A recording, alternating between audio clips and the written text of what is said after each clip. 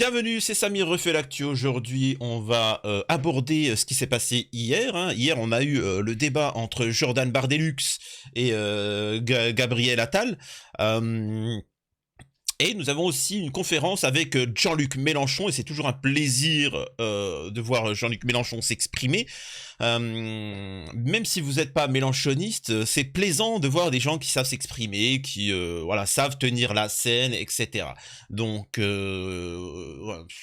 et les hommes politiques de notre époque, malheureusement, c'est juste des gratte-papier, c'est inutile, quoi. C'est pas beau à voir. Hein, c'est le cas de le dire. Donc ils vont aborder bien évidemment le sujet de la Palestine, de l'économie, du social. Il y aura aussi Rima Hassan. Mélenchon va prendre un parti meilleur Habib et c'est juste exceptionnel. Hein, je vous invite fortement à voir ce passage-là.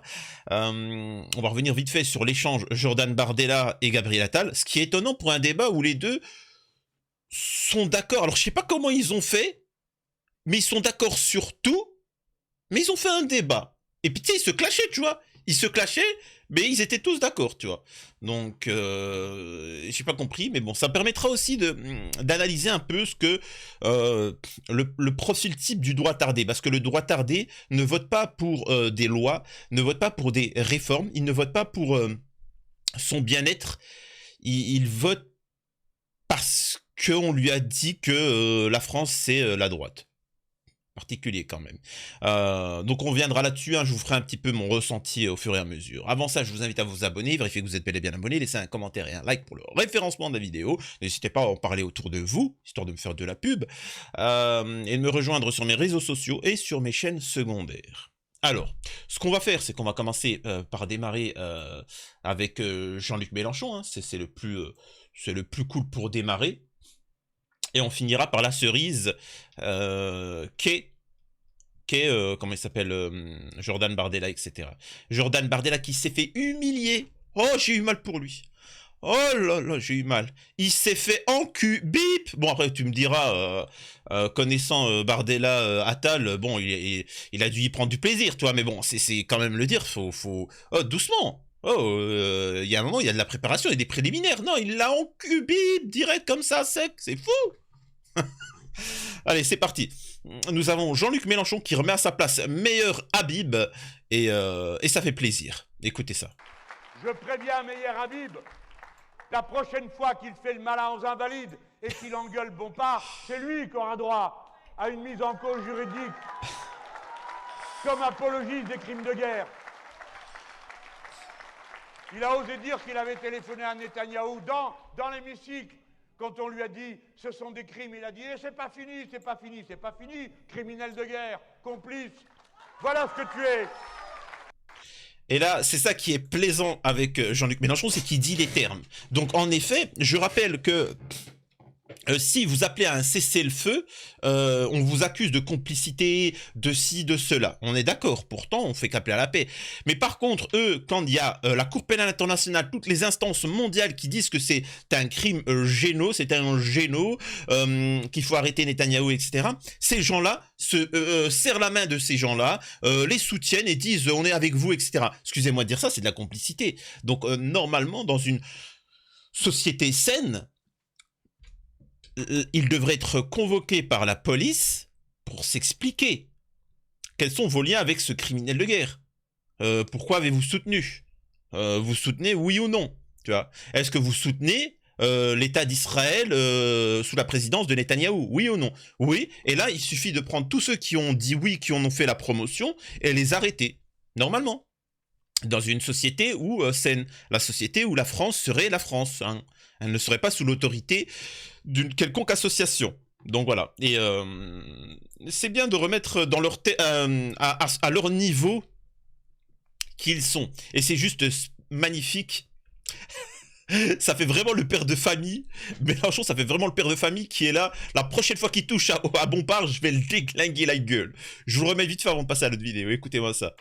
Je préviens meilleur Habib, la prochaine fois qu'il fait le malin aux invalides et qu'il engueule Bompard, c'est lui qui aura droit à une mise en cause juridique Ça me fait rire, c'est vraiment la prochaine fois il joue le malin, je fais déglinguer sa gueule. Pour ça, c'est toujours plaisant d'écouter Mélenchon. Ensuite, on passe sur un autre sujet, sur le capitalisme. Je rappelle qu'à l'heure actuelle, les plus patriotiques, et c'est pour vous dire que même moi, alors vous savez très bien que je ne vote pas, je suis partisan, mais j'évolue sur la question. Je me dis, tu ne peux pas voter pour tout, est-ce que c'est un système qui t'arnaque, etc. Je me dis quand même que si la LFI était au pouvoir, si Mélenchon était au pouvoir, il aura arrêté les livraisons d'armes en Israël. Tout du moins, c'est ce que je pense. Il aurait reconnu l'État de Palestine. Il n'aurait pas fait le truc des retraites. Il n'aurait pas attaqué l'assurance chômage. Il aurait protégé les agriculteurs français en favorisant les produits français parce que vos Jordan Bardella, vos OS 2022, vos Macron, tout ça, eux, justement, mettent nos concurrences, nos travailleurs avec les concurrents des pays de l'Est. Les mecs qui sont payés 200 € par mois. Donc vous pensez bien que on va acheter leurs produits plutôt que les produits français. Hein? Donc à côté, je vous mens pas, je suis à ça, et je rigole pas, je suis à ça pour la prochaine élection, de voter déjà, ça c'est exceptionnel, mais de voter pour Mélenchon.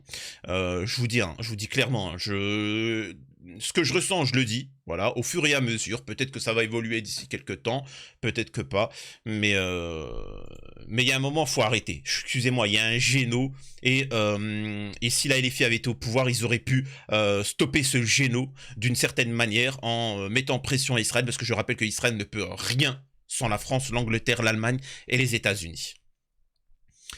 Donc on a une responsabilité. Est-ce que j'ai pas une part de responsabilité de ne pas avoir fait en sorte que Mélenchon soit au pouvoir? C'est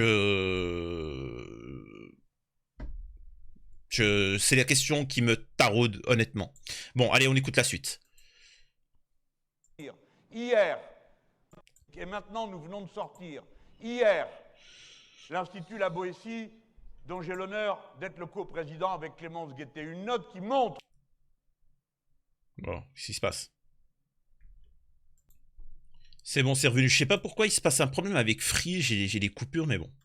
Une note qui montre comment, très exactement, le capitalisme dans notre pays est un assisté de première grandeur.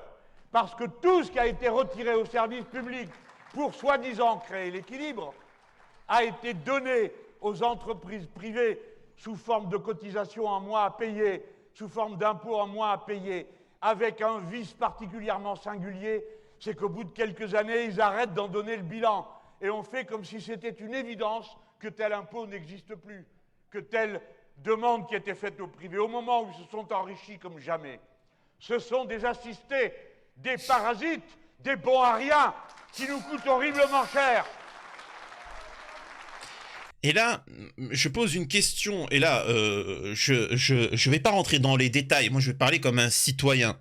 Il faut savoir que vos ancêtres, hein, vos prédécesseurs, eux, ils étaient un peu plus dans le social. Ils avaient quand même une belle retraite, un bon chômage, une bonne sécurité sociale, et ainsi de suite, on est d'accord. Et ils cotisaient pas non plus énormément, tu vois. C'était équilibré.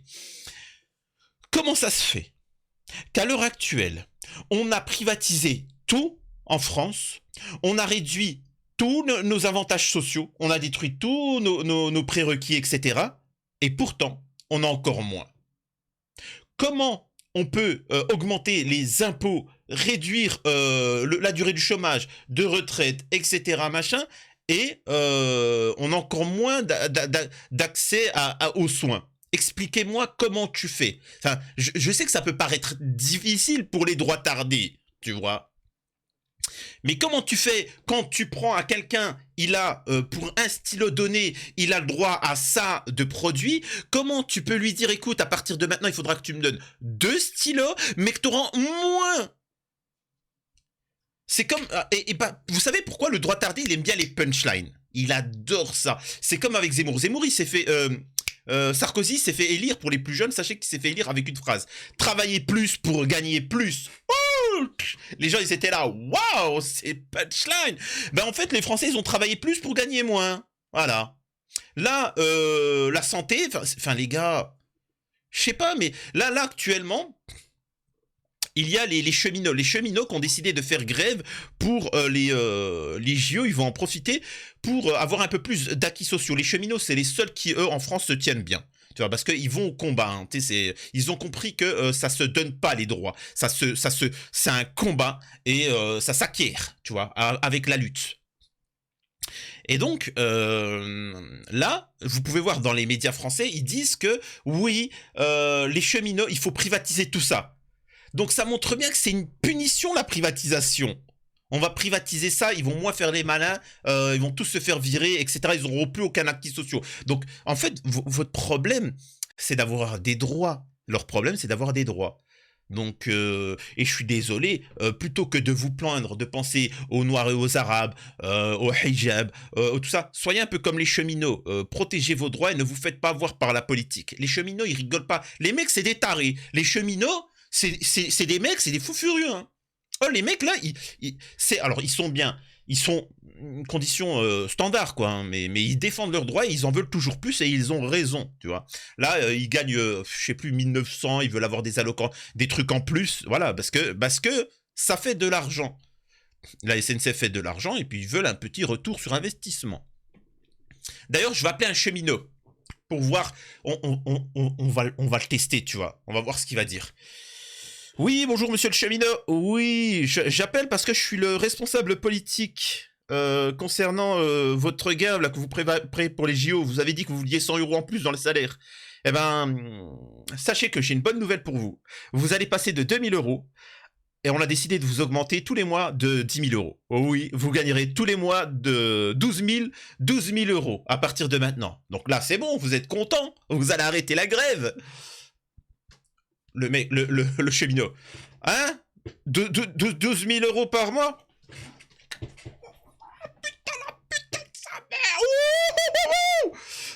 mère. Ouais, bon, écoutez, on va arrêter la grève pour aujourd'hui, mais je vous préviens, demain, si vous donnez pas 12 500 €, on repart en grève.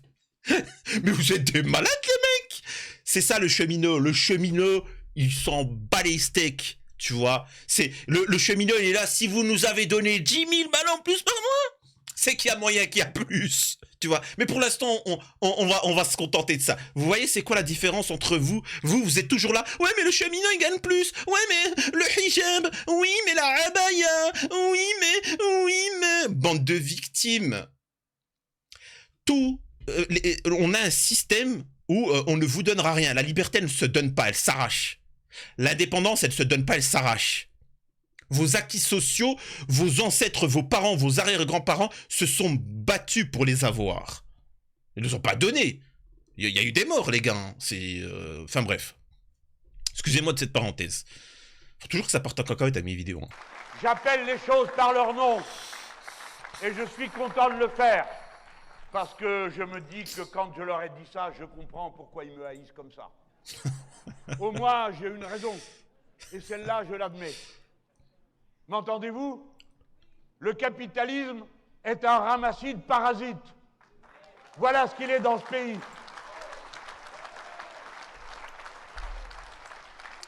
Je rappelle, encore une fois, que le français travaille. Il travaille énormément et il cotise. Il cotise pour les personnes qui sont handicapées ou pour lui-même au cas où s'il aura un problème et puis pour sa retraite, etc. ainsi de suite.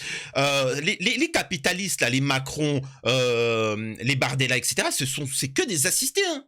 Les mecs n'ont jamais travaillé de leur vie, comme Bardella, comme la famille Le Pen. C'est des mecs qui n'ont jamais travaillé. Tu vois, où ils ont que des métiers d'assistés. Excusez-moi de dire ça, le mec, il est banquier. Putain, on a trouvé quand même mieux comme producteur de richesse en France. C'est quand même fou. C'est quand même fou qu'un facteur, qu'un producteur de lait, qu'un employé, etc., il soit moins payé qu'un commentateur de journaux qui est accusé d'avoir fait des trucs sur des mineurs. Quand même, les mecs, réveillez-vous. La classe moyenne, la plus la mieux placée est celle qui porte l'essentiel de la charge sur son dos. Et tout ça, qu'on ne vienne pas nous dire, ça n'a rien à voir avec l'Europe. C'est directement lié à la politique qui a été décidée là-bas. Et la retraite, pareil.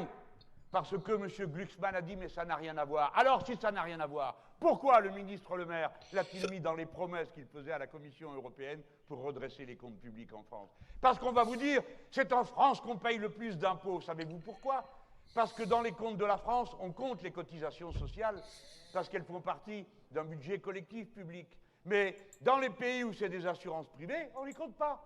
Donc évidemment, hein, c'est chez nous qu'il y a le plus gros impôt. Mais si on devait rajouter toutes les assurances privées qu'on est obligé de payer, dans notre pays, mais aussi chez les autres, alors vous verriez que la musique serait complètement différente. Bon voilà, en tout cas c'était intéressant, et encore une fois, c'est toujours plaisant comment il s'exprime, le petit Mélenchon. Donc on va passer à la suite des vidéos, même si ça c'est pas intéressant, voilà. Et là, c'est pour vous dire en quoi j'ai ce sentiment de oui, peut-être qu'il faudrait que j'aille voter. Et vraiment, je suis à ça. Donc, et je suis curieux d'avoir vos avis en commentaire, parce que je regarde, hein, j'échange, je n'ai jamais prétendu avoir la vérité, mais et avant de m'exprimer, généralement, je regarde, j'échange, etc. Et je suis curieux de savoir votre avis par rapport à ça. Écoutez. Que si l'Europe avait dit, comme nous les insoumis, il faut le cessez-le-feu tout de suite, il faut la solution politique tout de suite, on n'aurait pas eu ce massacre abominable, parce que comme tout à l'heure tu l'as expliqué très bien, Rima, le gouvernement d'Israël ne peut pas faire fonctionner l'économie d'Israël sans les accords d'association avec l'Union européenne. Voilà. Comme on vous dit, je vous l'ai toujours dit, l'État d'Israël, les gars, n'a aucune économie. Hein, il n'a strictement aucune économie. Ils n'ont aucune armée. Il n'y a que les pays arabes, bien évidemment, hein, et les musulmans de France qui considèrent que souvent ils avaient une image de Tsahal, l'armée la plus puissante de tout l'univers, Israël à la pointe de la technologie. Les mecs, oh, c'est rien du tout. Ils sont 7 millions, dont 6 millions de mecs qui viennent juste en vacances. Ils sont que 1 million.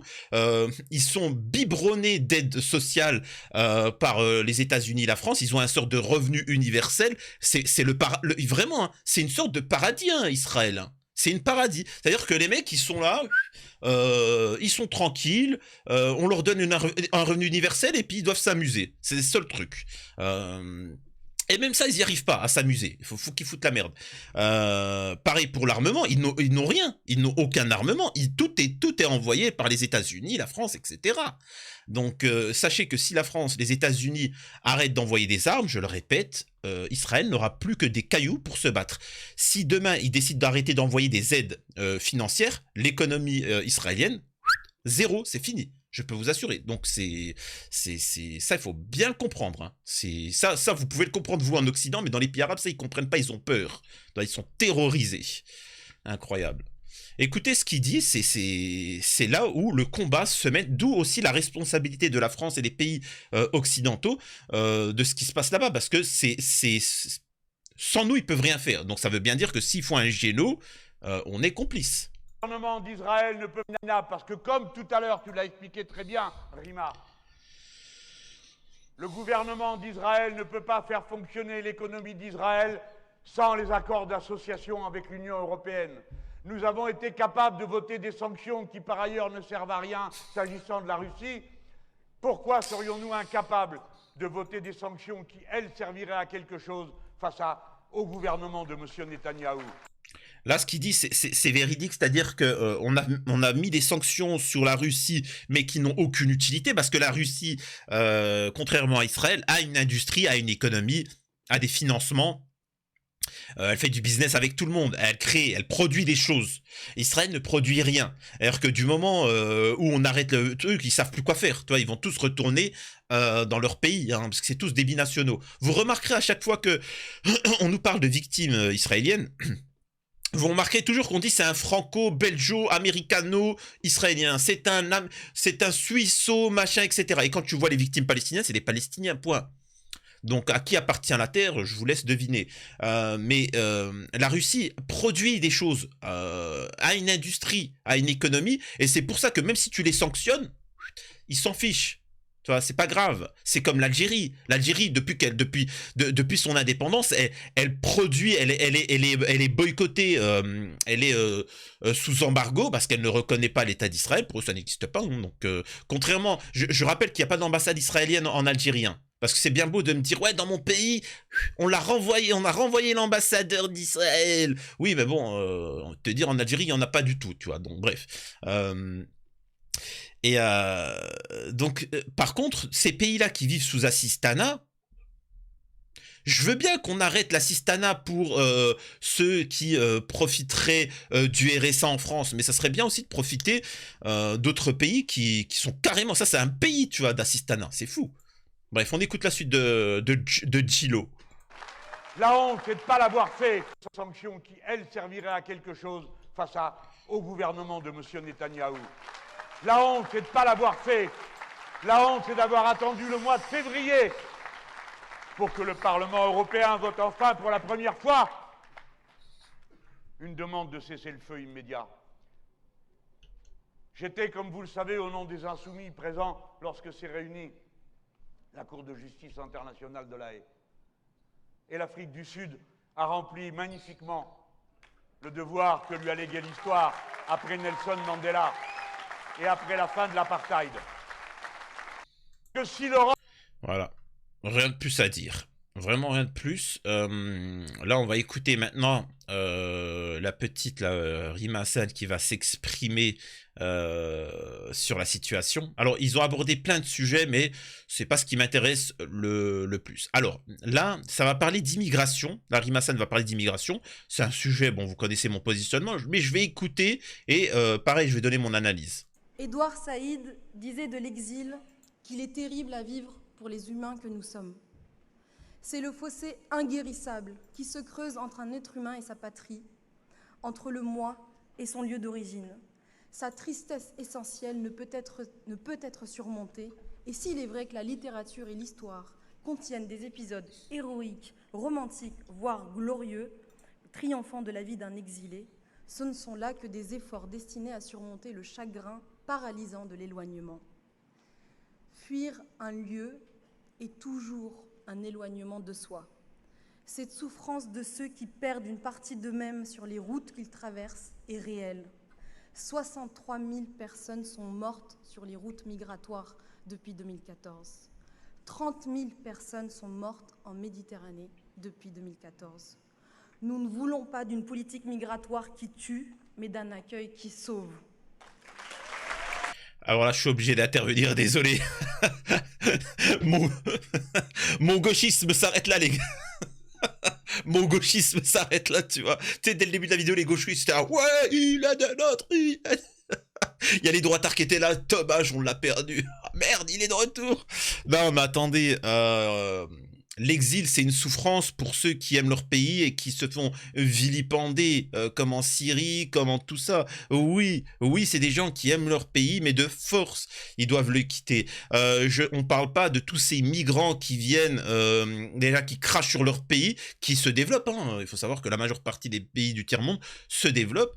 Ils crachent sur leur pays et ils viennent en France et ils jouent les malins. Donc, et en plus, ils importent leur culture, hein, leur culture particulière du mariage par rapt, hein, je rappelle. Hein. Je rappelle que dans leur culture, le mariage, c'est pas comme en Algérie, en Tunisie, c'est pas comme en France, c'est pas comme en Allemagne. Tu vois, c'est pas comme ça. Eux, ça fonctionne du genre, ils voient une fille de 4 ans, hop, il la gueule et ça lui appartient. Ils voient une femme de 80 ans, il la gueule, hop, ça lui appartient. C'est pour ça que vous voyez des trucs de dinguerie. Parce que renseignez-vous, mariage par rapt, et vous verrez que dans leur culture, c'est comme ça. C'est pour ça aussi, il faut comprendre. Donc, je suis désolé, ces gens-là, faut les casser. On ne vient pas de manière illégale. Bien sûr que le réfugié politique, le migrant syrien, même je dirais même ukrainien, etc. Oui, il y a une explication. Et souvent, ces gens-là veulent revenir dans leur territoire. Quand ça sera venu, demander à n'importe quel Palestinien qui a été, qui a dû partir de la région, il vous dira, moi, je veux revenir en Palestine. Mais il faut l'indépendance, il faut telle chose, etc. Alors que les migrants qui viennent, ils viennent juste choper des femmes et sortir la machette et jouer les malins. C'est tout. C'est tout. Je suis désolé, ils n'ont pas. C'est-à-dire que il y a des demandes, légales pour venir en France. Tu les fais. Si tu n'es pas accepté, ben tu attends l'année prochaine et tu refais une redemande. C'est tout. C'est aussi simple que ça. Et après, il faut pas venir chouiner en disant ouais mais regardez, il y a mon bébé, je suis dans la Méditerranée, et il y a des vagues, on va se noyer. Ben, moi je vous l'ai déjà dit, moi je suis pour qu'on accueille toutes les personnes, surtout les personnes qui ramènent des enfants dans les embarcations. Moi je suis pour qu'on les accueille. On les accueille et on les met en tôle. On prend le bébé, on regarde c'est qui la famille, on le renvoie auprès de sa famille en Afrique. Mais par contre, les parents qui ont amené cet enfant-là, faut le mettre en tôle. C'est mise en danger d'un mineur. Quand même. Je suis désolé, peut-être ça choque personne, mais moi, ça me choque, toi. Et tous ceux qui viennent de manière illégale, en tôle. Je suis désolé de vous dire ça encore une fois, pour moi, c'est pas correct. Maintenant, toute personne qui vienne, mais d'un pays qui est en guerre ou autre, c'est normal de l'accueillir après avoir demandé son certificat, comment on appelle ça, son truc de police là, comment on appelle, son casier judiciaire. Parce que encore une fois, ils viennent, c'est des anciens taulards, c'est des anciens violeurs, c'est des anciens criminels, et ils viennent. Non, mais attendez les gars, oh. Donc voilà, je suis désolé, mais là, c'est ma limite. Tu vois, au niveau de l'immigration, c'est ma limite.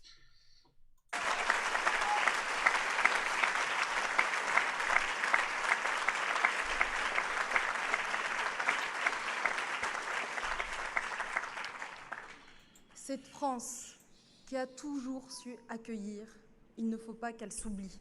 Bah, elle a toujours su accueillir dans des périodes. Il y a des périodes. On a fait venir énormément d'Italiens. Ensuite, on avait besoin de plus personne. Ensuite, on a fait venir des Portugais. Ensuite, on a fait venir des personnes des colonies, c'est-à-dire des Algériens, essentiellement. On a fait venir des gens comme ça pendant des périodes. Demain, tu gagnes au millionnaire. Bien évidemment que tu vas arroser d'argent autour de toi, tu vas mettre bien les gens, etc. Mais quand tu n'as plus, tu n'as plus. Faut bien le comprendre. Là, à l'heure actuelle, en France, il n'a pas d'utilité d'avoir une immigration. C'est fou. En tout cas, voilà, bon, c'est mon point de vue, encore une fois. Le 9 juin prochain, mobilisons-nous pour faire triompher cette solidarité et cette humanité pour la paix en Palestine et pour un accueil digne des exilés. Alors là, elle parle des exilés, donc encore une fois, moi c'est ça que j'aime pas, c'est faire le distinguo. Et il y en a beaucoup qui viennent et qui disent ouais mais toi, allez mec, compare pas, excuse-moi de dire ça, hein, compare pas nos parents avec toi. Hein. Oh mec, t'es déjà qui, t'es le mec c'est un clodo, il est venu illégalement, il est tout mouillé de la traversée et en plus il joue le malin et il nous fait honte, pathétique. Donc ne compare pas. Hein. Ne compare pas, hein. Nos parents ils sont venus parce que ils ont été demandés, c'est pour travailler, c'est pour investir, etc. Ils ont pas tapiné, hein. Hein, je précise. Hein.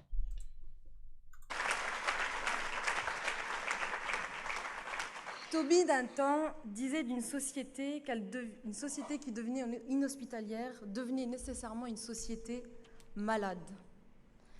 Qui mieux que Marseille pour témoigner Je connais le Japon, c'est pas trop un pays. Il y a des immigrés, il y a de l'immigration, hein, mais choisie. C'est de l'immigration choisie. Et puis ça se passe très bien, tu vois. Juste ça, je dis rien. de cette exigence d'hospitalité. Jean-Claude Izzo disait de cette ville. Bon, allez, c'est ennuyant, excusez-moi, là, elle reste trop dans le technique, elle fait trop de références, c'est pas très intéressant. Là, elle parle de la Palestine, ça m'intéresse. Française, on vient en politique avec ce qu'on est. Française et réfugiée palestinienne, il y a de ces chemins, comme le mien, qui sont éminemment politiques. C'est parce que la cause palestinienne est imbriquée à la question des droits humains que la France et l'Europe s'honoreraient à la regarder comme une boussole.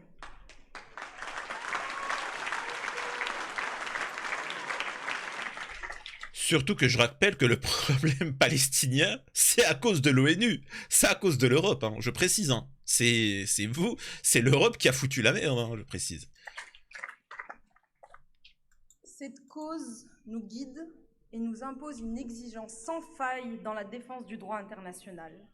Car oui, la Palestine, tout comme l'Ukraine, n'en déplaise à certains, est un sujet européen. La Palestine est un sujet européen, car Israël est un bout d'Occident en Orient.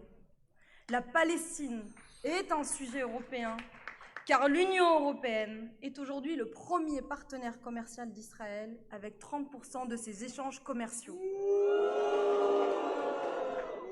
La Palestine est un sujet européen, car plus de 140 États à travers le monde ont d'ores et déjà reconnu cet État palestinien, à l'exception de pays occidentaux et donc de pays européens. La France doit reconnaître l'État palestinien, tout comme l'ont fait ces derniers jours l'Espagne, la Norvège et l'Irlande. Jamais, jamais, jamais, jamais, jamais, au grand jamais. Jamais la France ne reconnaîtra l'État palestinien. À part si il se passe quelque chose de dingue, mais jamais. Je vous le prouverai sur une prochaine vidéo. La Palestine est un sujet européen, car l'Europe est aujourd'hui complice du génocide qui est en cours. La Palestine est un sujet européen, car Israël a été pensé pour répondre à la catastrophe de l'antisémitisme européen, tout en sacrifiant ces mêmes Palestiniens.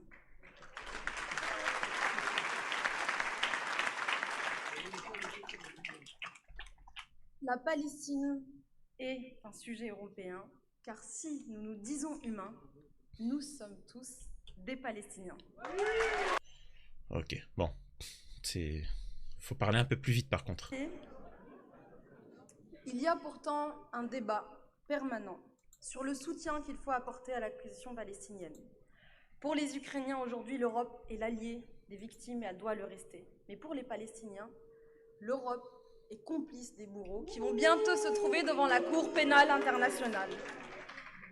Ce racisme, je l'ai dit et redit, et je le redis devant vous ce soir, c'est les restes du colonialisme.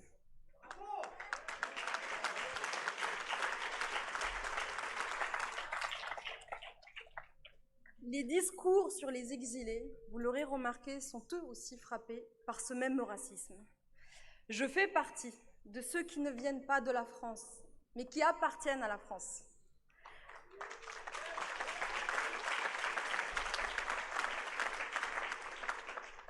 Je suis... Pour cette petite phrase, Mélenchon, il a dit « Ah, mais elle est bonne celle-là. Celle-là, faudra que je la note. » Vous pouvez voir. Hein. Regardez. Mais qui appartiennent à la France.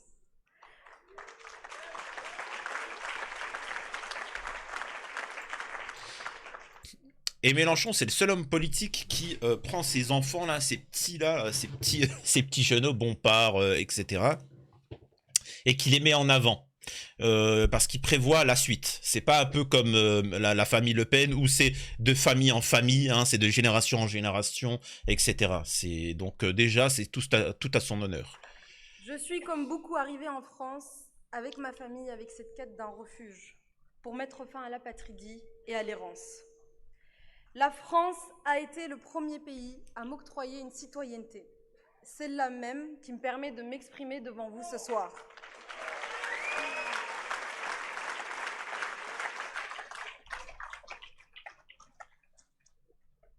Et ce qu'est la France, je l'ai su dès mon arrivée. Il y a eu bien sûr cette France de l'accueil, et il y a eu cette France du rejet. Cette France du rejet qui m'a fait entendre le mot bougnoul avant même que je ne connaisse sa signification. Et cette France de l'accueil qui nous a ouvert ses bras et ses portes. Cette France silencieuse et généreuse. Cette France des petites gens, celle des héros du quotidien.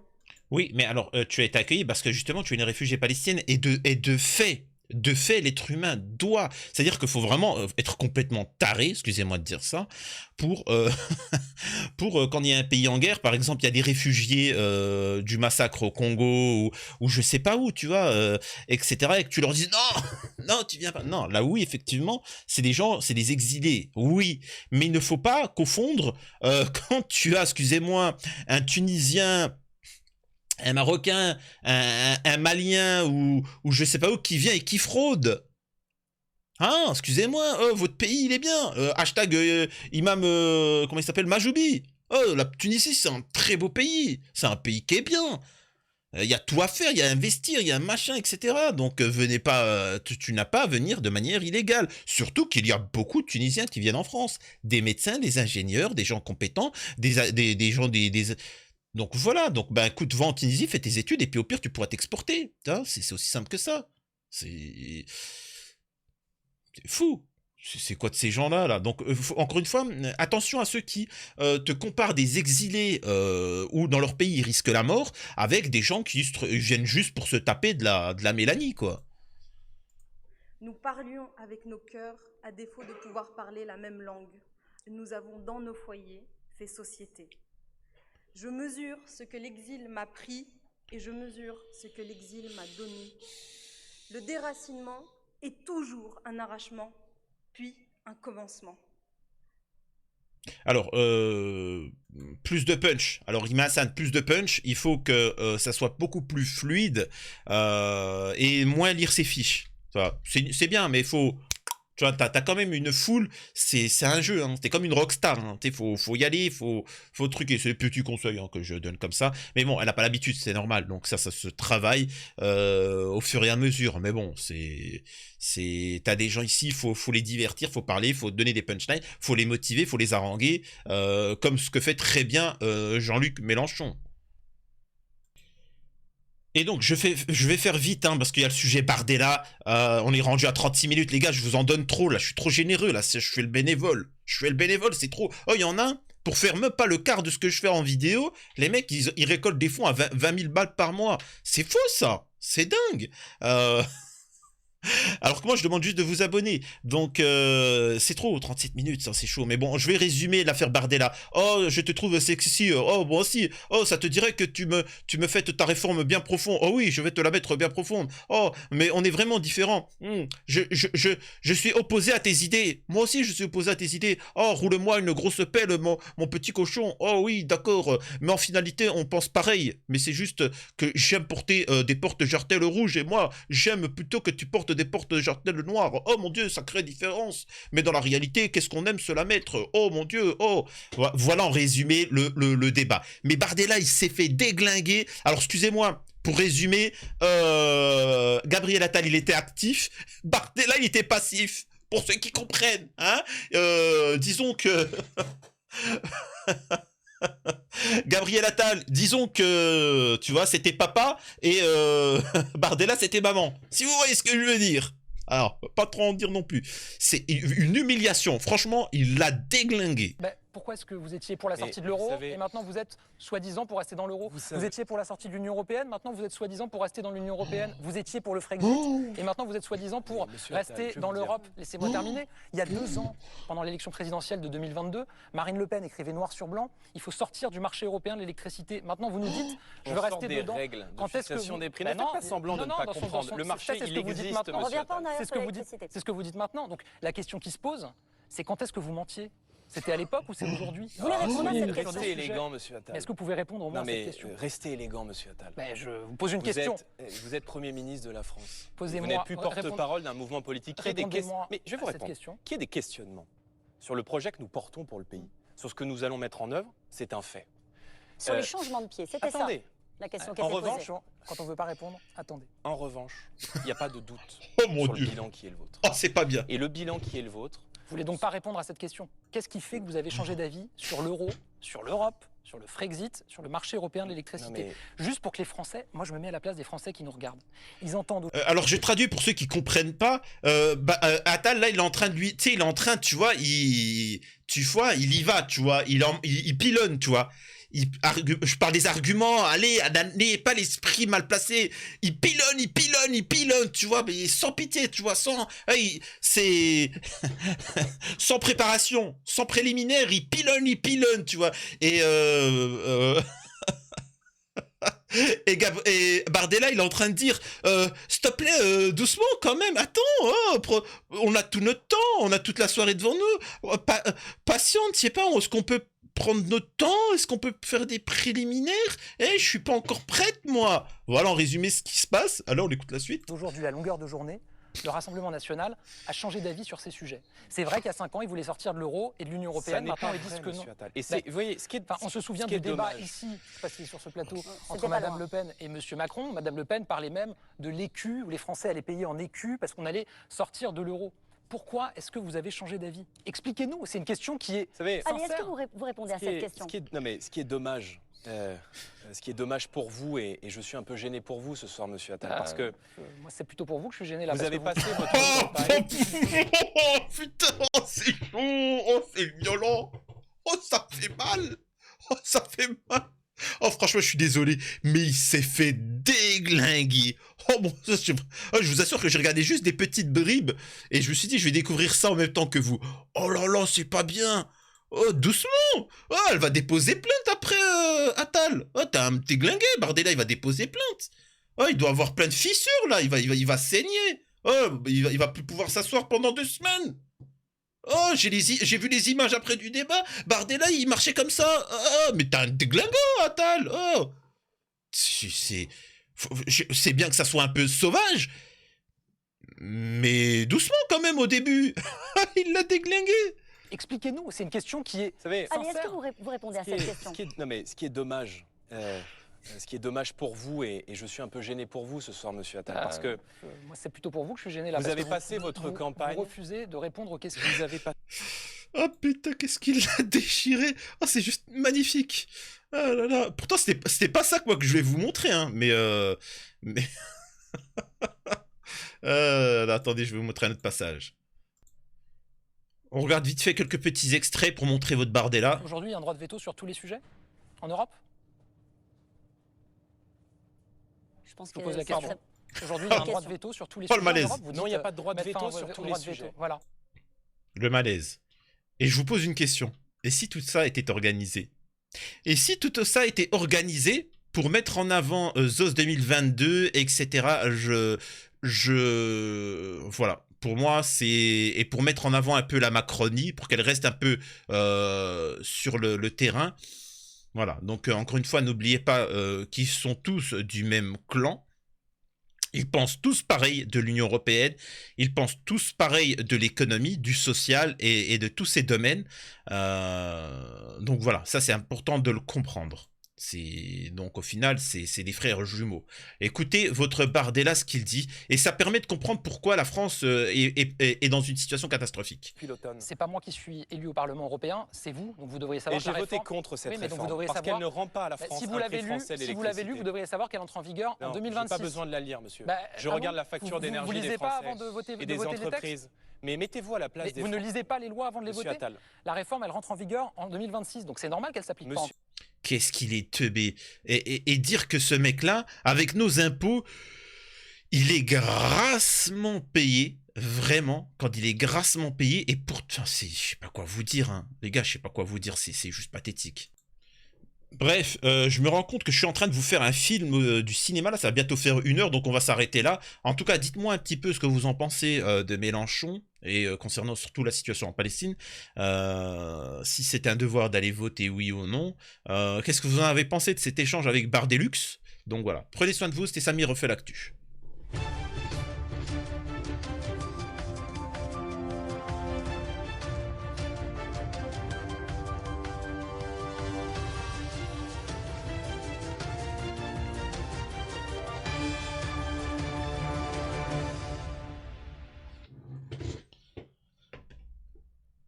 Je commençais à réfléchir, moi, à vendre des billets hein, pour voir mes vidéos. Hein. Je vais faire des spectacles, tu vois. Je vais faire des spectacles comme ça dans toutes les villes, tu vois.